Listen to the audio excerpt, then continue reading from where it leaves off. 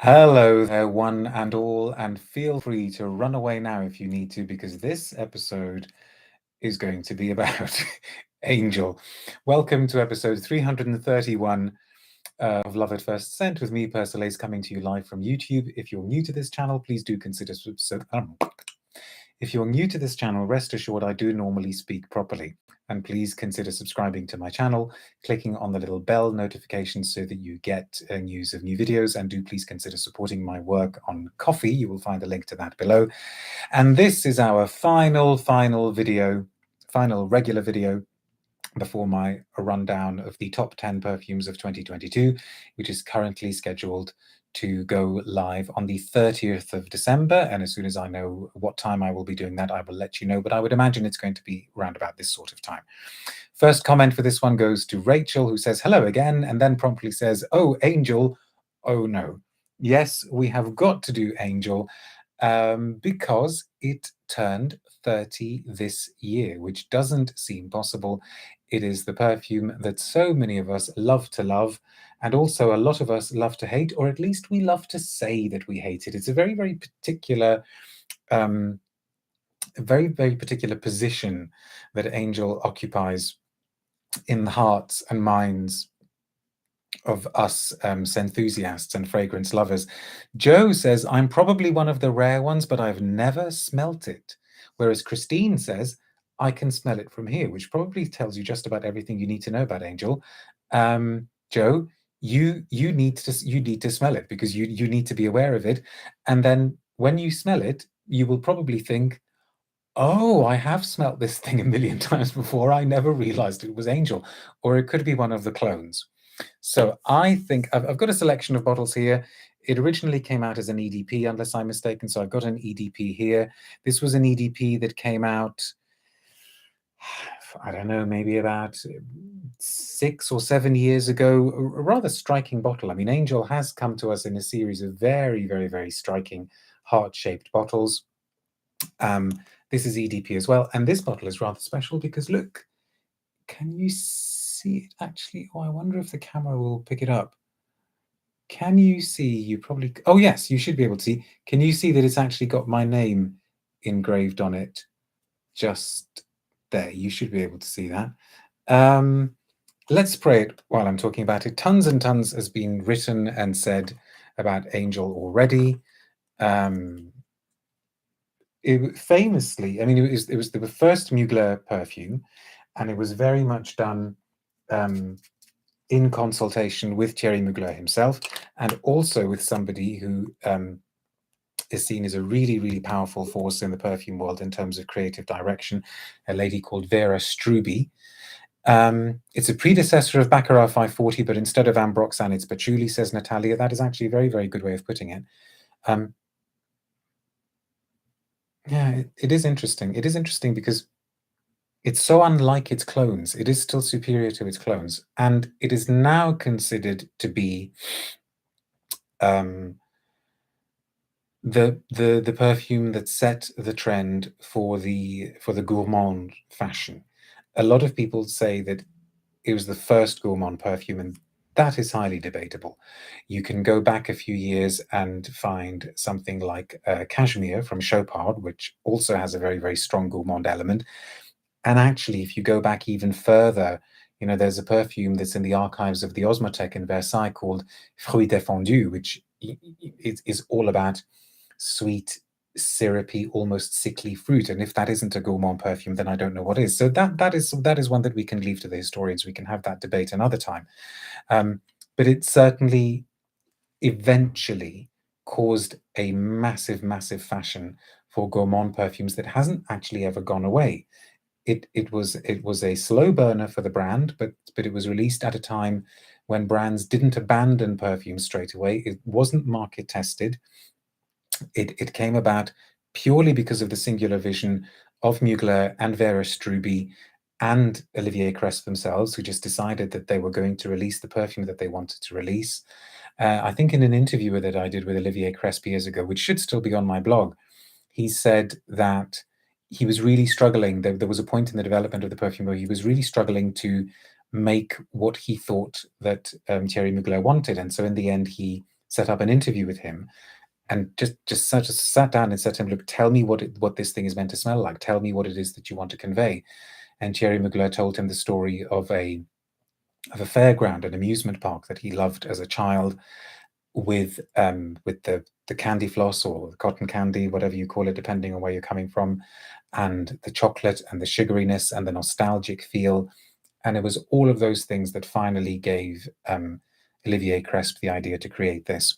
Now, when you smell it, you get a very, very, very strong patchouli note. In many ways, it is a powerful, powerful patchouli perfume.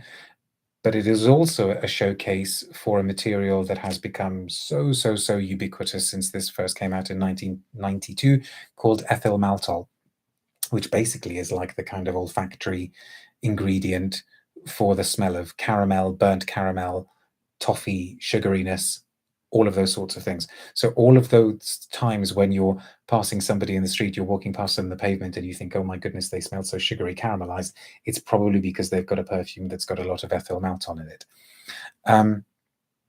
Rachel says, it's important, interesting, and should be celebrated. It just has associations of an awful country fair for me, country potpourri.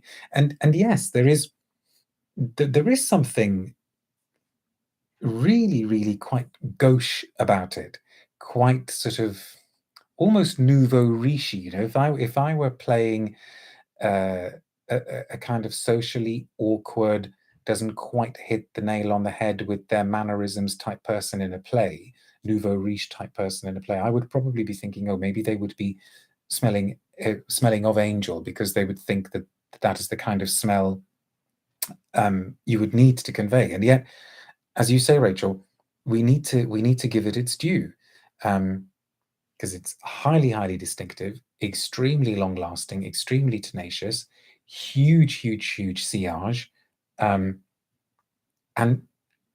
it has become a genre unto itself. You know, one of the most successful perfumes of all time, without any question. Certainly one of the most successful perfumes of the last 30 years. Despite the polarizing opinions, I think Monsieur Mugler deserves praise for what he introduced to the fragrance world, says M. Totally agree, couldn't agree more. And then, of course, he gave us Alien as well, which is amazing. We got Amen, which is really, really interesting. B-Men, which I thought was better still, sadly discontinued.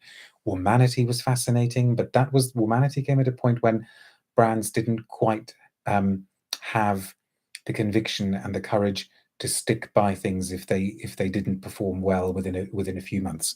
Most people from the industry will tell you that Angel actually did not perform very well at the beginning, and I mean at the tills, which, you know, seems impossible to think of now, but the brand stood by it, and the appeal grew, and it was also a brilliant example of a brand realizing that you don't actually need a huge number of people to find your perfume pleasant.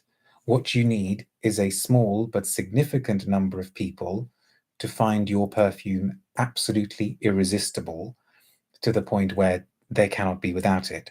And if that means that, you know, 2 or 3% of the people feel that way and 98% of the people hate it, that's okay, because those 2% will be enough to keep the business going and to keep, you know, repeat purchases going, because it's the classic definition of a polarizing scent. I would have thought that actually most people, probably if you were to do a survey, most people would say that they don't like it, but there are enough people who will go completely gaga over it and bonkers over it to make it the only thing that they wear for the rest of their lives. And I don't think we have enough sense like that nowadays. Things have become, in the last 30 years, too bland, with everybody trying to appeal to the lowest common denominator, which Angel did not do. It seems funny to think that now, when we're you know, we have a market that is hyper-saturated with sweet scents, but it was different. It was different. Christine says, I love Amen, Alien, and all the others, but Angel makes me feel ill. Well, yeah, there you go. It truly is the cult of Angel, says Jeremy, sorry. Pradeep says, Aventus, you smell it once and remember it forever, says Natalia. You really do. Susie says, hi from Virginia. I wear Angel, I think, for 2 years. Then I stopped wearing it completely. I even gave out my perfume to someone at the time. I used to live in Toronto, Canada. I started smelling it on everyone. Well, there you go. That's another kind of side effect of it. I've personally, and you know this if you've watched the channel, I've personally never, ever, ever bought it for my better half, and it would never be something that I would want to smell on her. But I do find it interesting, and it is we know how influential it is, but I don't think we actually even fully realize quite how influential it is. The other day, I walked into a room that somebody had been sitting in, and I immediately said, oh gosh, you're wearing a really, really strong patchouli scent. What is it? I said, it makes me think that it's kind of something inspired by Angel, and yet I can tell that it's not Angel. And it turned out to be Chanel Coco Noir. And I thought, aha, now that's interesting. Chanel tried to jump on the Angel bandwagon with Coco Mademoiselle as well. And of course, that did incredibly well for them, and it's still a huge seller for them. But Coco Noir was another one that I thought, oh yes, that kind of more haute couture, more refined, and yet still actually pretty sweet patchouli thing is essentially Angel. Now this bottle that I've got here, some of you may remember a video that I did a little while ago where I brought out my bottle of Angel Extrait, and I thought no point doing that again because we've done that.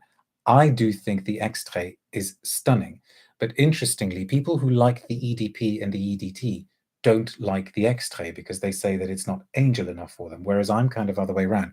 But this is an interesting bottle. Do you remember the time when Mugler used to do like annual, fascinating, quirky, unusual flankers of a lot of these scents? Well, for the 20th anniversary, so 10 years ago, and I was a bit shocked when I realized it was 10 years ago, for the 20th anniversary, they did scents that were somehow linked up with leather. So the original laced with leather. So this is, what do they call it? They called it, maybe they didn't actually give them a name.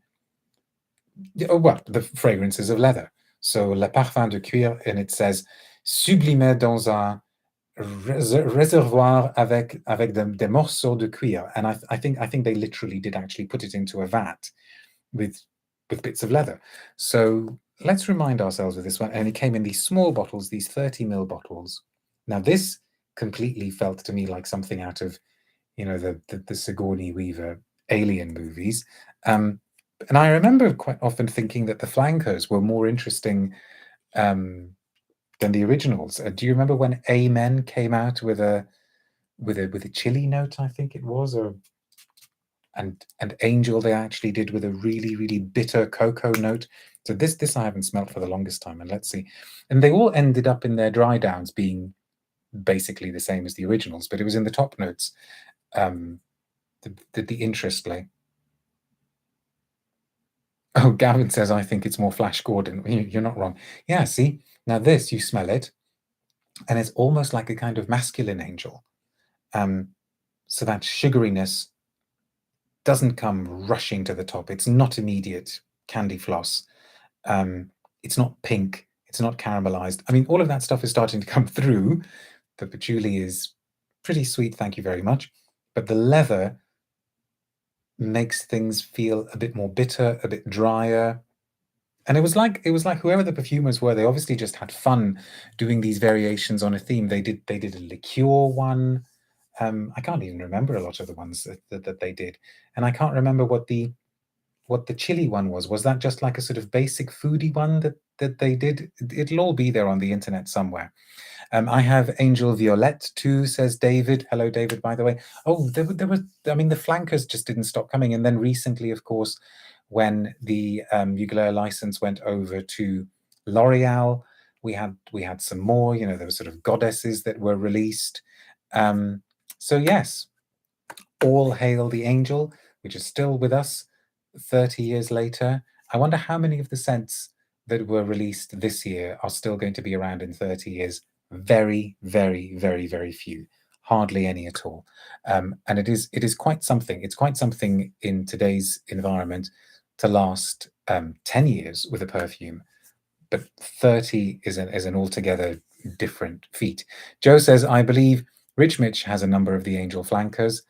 I believe he probably does as well, if I know him. Anyway, couldn't let the year go by without paying tribute to Angel. Thank you very much for watching. I'm not going to go into extended thank yous and goodbyes now. I will save that for the 30th of December. But thank you very much for all of your support this year. Thank you very much for always putting a smile on my face when we do these videos. And I will, fingers crossed, if the fates permit, I will be back on the 30th with the top 10 best perfumes of 2022. Okay, see you soon. Take care now.